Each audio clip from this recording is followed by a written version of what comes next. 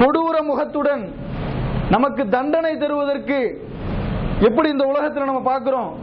ஒரு கொலை செய்து விடுகிறோம் என்று சொன்னால், ஒரு திருட்டு வேலை செய்கிறோம் என்று சொன்னால், நம்மளுடைய வீட்டு வாசலுக்கு போலீஸ் ஜீப் வந்தா நம்மளுடைய உள்ள எப்படி பயப்படும். இந்த உலகத்தில் சாதாரண நம்மள மாதிரி மனிதர் அந்த யூனிஃபார்ம் இருக்கிறதுனால பயந்துடுறோம். எல்லாருடைய உள்ளமும் பயப்படுகிறது. அப்ப உயிர் எடுக்கக்கூடிய நேரத்தில் இந்த கெட்ட மனிதர்களுக்கு அல்லாஹ் சுப்ஹானஹு வ தஆலா கொடூரமான மலக்குகளை அனுப்புவான். அவர்கள் எப்படி எடுப்பாங்கன்னு சொன்னா, அல்லாஹ்வுடைய வெறுப்பாலும் அல்லாஹ்வுடைய அதிருப்தியுடனும், கெட்ட ஆத்மாவே நீ உன்னுடைய உடலில் இருந்து வெளியேறு என்பதாக அவர்களுக்கு சொல்லப்படும். அந்த ரூஹ் இந்த உடல்ல ஓடி ஒளியுமா. அந்த நேரத்தில் அவர்களுடைய உடலிலும் முகங்களிலும் அறையப்பட்டு ஒரு ஈர கம்பளியினுடைய ஒரு முடியை எப்படி புடுங்குவதற்கு கடினமாக இருக்குமோ அதே மாதிரி அந்த ரூஹை எடுப்பார்கள். அப்போ அந்த மனிதன் செய்வான், அந்த நேரத்தில் அல்லாஹ்விடத்தில் கதறுவான். எப்படி தெரியுமா கதறுவான்? இன்னைக்கு அப்துல் ரஹ்மான் என்று வைத்துக் கொண்டு பாங்கு சொல்லப்படுகிறது, எனக்கென்ன என்று கடையில் பேசிக் கொண்டிருக்கின்றார்களே, அல்லாஹ்வுடைய மார்க்கத்திற்காக ஒரு சில மணி நேரங்களை நீங்கள் செலவு செய்யுங்கள் என்று சொன்னால் அதை ஒரு தேவையற்ற செயலாக கருதுகிறார்களே, இவர்களுக்கெல்லாம் சினிமா பார்க்காதீர்கள், ஷைத்தானுடைய ஆயுதம் சிகரெட் போன்றவைகளை பயன்படுத்தாதீர்கள், அதுவும் ஷைத்தானுடைய ஆயுதம், மதுபானங்கள் போன்றவற்றை பயன்படுத்தாதீர்கள், அதுவும் ஷைத்தானுடைய ஆயுதம்.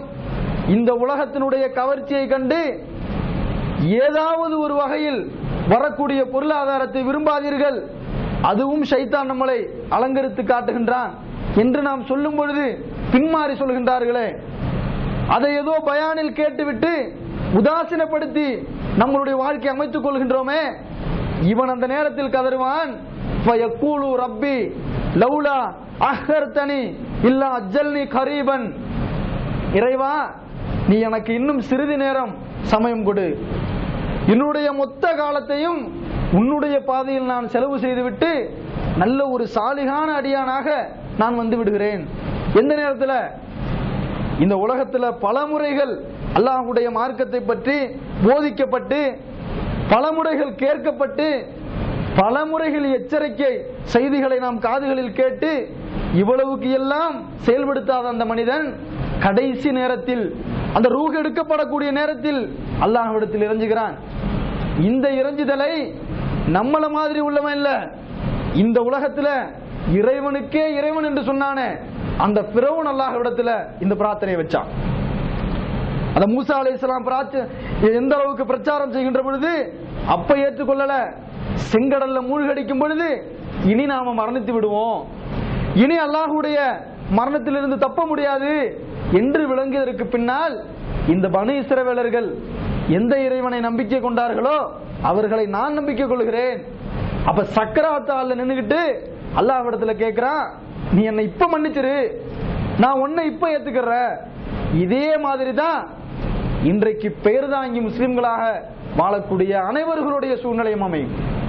ஏன்னு சொன்னா, முஸ்லிமா இருக்கிறோம், தொழுகை கிடையாது, முஸ்லிமா இருக்கிறோம், கெட்ட விஷயங்கள் இருக்கிறது, முஸ்லிமா இருக்கிறோம், ஹராமான பொருளாதாரம், முஸ்லிமா இருக்கிறோம், நபி வழிக்கு மாற்றோம்.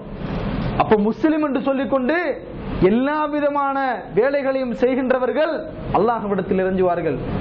இன்றைக்கு மார்க்க பணி செய்யக்கூடியவனை ஒரு பார்வையா இப்படி பார்க்கின்றார்களே, உனக்கு என்ன பைத்தியமா, நீ என்ன சொல்ற, இது உனக்கு தேவையா, இந்த உலகத்துல எல்லாருக்கும் இல்லாத அக்கறை உனக்கு மட்டும் ஏன், இப்படிலாம் சொல்லி இந்த மார்க்க பணிகளில் இருக்கக்கூடியவர்களுக்கு இப்படியெல்லாம் பட்டம் கிடைக்கிறதே, இப்படி சொன்னவர்களுடைய சூழ்நிலை அது மாதிரி எல்லாம் ஆக்குவான்.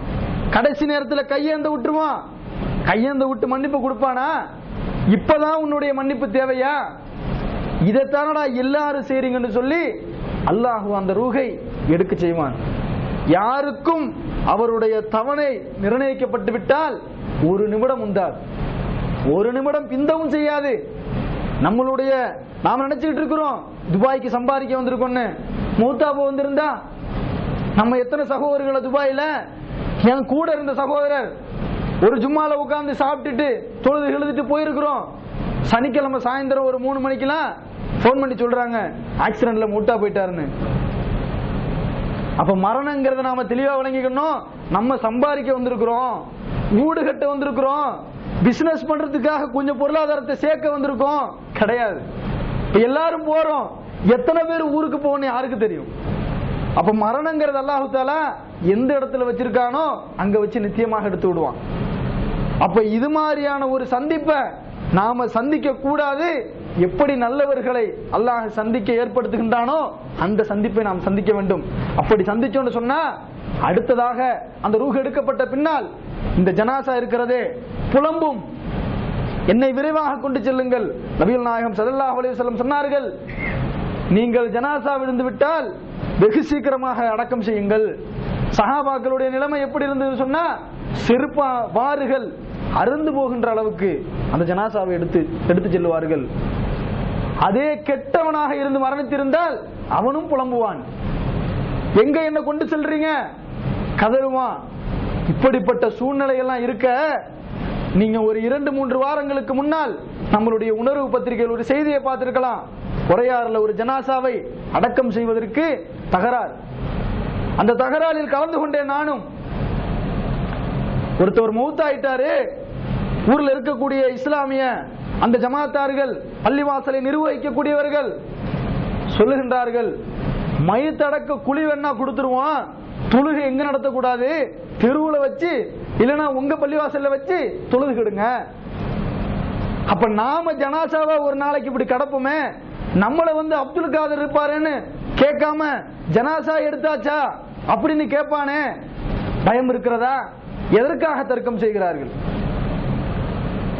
அதுக்கு பின்னால போலீஸ் 2 தரப்புலையும் கட்டக்கழிகளோட நின்று அடிதடி இல்லாம அல்லாஹ் காப்பாத்தி போலீஸ்காரர்கள் அவர்களை விலக்கி விட்டார்கள்.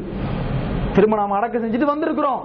அப்ப ஏன் இந்த இடத்துல அதை பதிவு செய்யறோம்னு சொன்னா, இங்க பல ஊர்கள் இருந்து ஒவ்வொரு சகோதரரும் வந்திருக்கிறோம். மார்க்கம்னா என்ன, மரணம்னா என்ன, அல்லாஹ்வுடைய சந்திப்புனா என்ன, ஒவ்வொரு விஷயத்திலையும் தெளிவு பெறணும் சகோதரர்களே.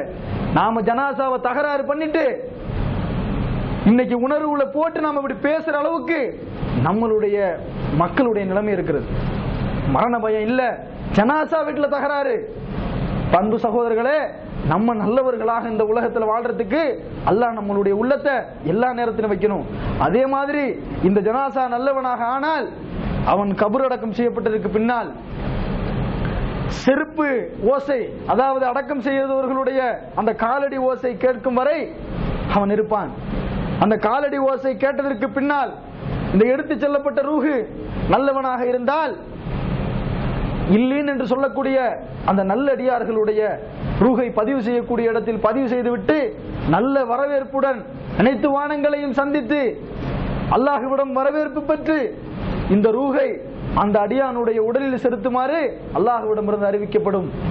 கபரில் கேள்வி கணக்கு கேட்பதற்காக கெட்ட அடியானாக இருந்தால் முதல் வானம் முதலே அவமரியாதையுடன் இழிவு பெற்றவனாக துர்நாற்றம் வீசக்கூடியதாக நம்மளுடைய ரூஹை அல்லாஹ் எடுக்க வைத்து பூமியின் அடிப்பகுதியில் இருக்கக்கூடிய சிஜ்ஜீன் என்று சொல்லக்கூடிய கெட்டவர்களுடைய ரூஹை பதிவு செய்யக்கூடிய இடத்தில் அல்லாஹ் பதிவு செய்ய விடுவான். இறந்த பறவை எப்படி அனாதையாக வந்து விழுமோ, ஒரு காக்கா இறந்து விட்டது என்று சொன்னால் அப்படியே வந்து விழும், அதே மாதிரி இந்த ரூஹு வந்து விழும் என்பதாக நபிகள் நாயகம் ஸல்லல்லாஹு அலைஹி வஸல்லம் சொன்னார்கள். அதற்கு பின்னால் அடக்கம் செய்யப்பட்டால் இந்த மலக்குமார்கள் முன்கண் நக்கீர் என்று சொல்லக்கூடிய நீல நிற கண்களை உடைய அந்த மலக்குகள் வருவார்கள். அவனிடத்தில் வந்து கேட்பார்கள், உன்னுடைய இறைவன் யார்? அல்லாஹுவை மட்டும் வணங்கியிருந்தால் அல்லாஹ் என்று சொல்லுவான். நாம் நினைச்சிட்டு இருக்கிறோம் முஸ்லிமா இருந்தா அல்லாஹ்னு சொல்லுவான்னு, குழந்தை இல்லைன்னா எஜமானேன்னால அவன் எப்படி அல்லாஹ்னு சொல்லுவான்? பயணம் போன அப்துல் காதர் ஜிலானி கூப்பிட்டான்ல அவன் எப்படி அல்லாஹ்னு சொல்லுவான்?